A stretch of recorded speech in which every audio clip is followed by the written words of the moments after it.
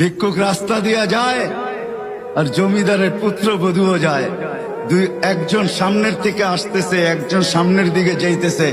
দুইজনের ক্রসিং এর সময় ভিক্ষুকের গায়ের কাদা জমিদারের পুত্রবধূর গায়ে লেগে গেছে।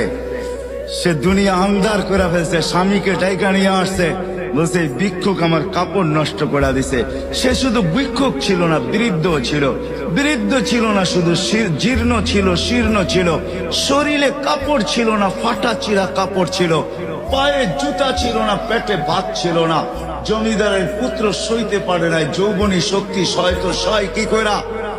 তার স্ত্রীর গায়ে ভিক্ষুকের কাদা, বস সমগ্র শক্তিকে হাতে জমা করা, একত্র করা বৃদ্ধের গালে বসায়।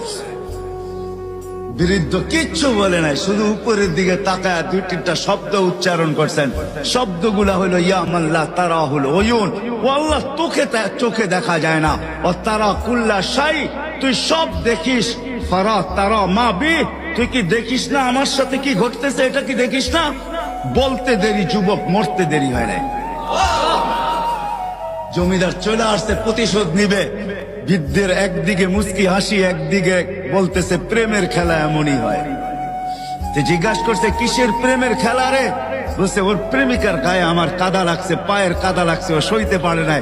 যৌবনী শক্তি দিয়ে আমার বৃদ্ধ গালে বসায় দিছে। আমাকেও একজন ভালোবাসে, সেও সইতে পারে না, সেও সইতে পারে না। ও তো থাপ্পড় দিয়া ক্ষান্ত, সে জান নিয়ে নিছে, জান।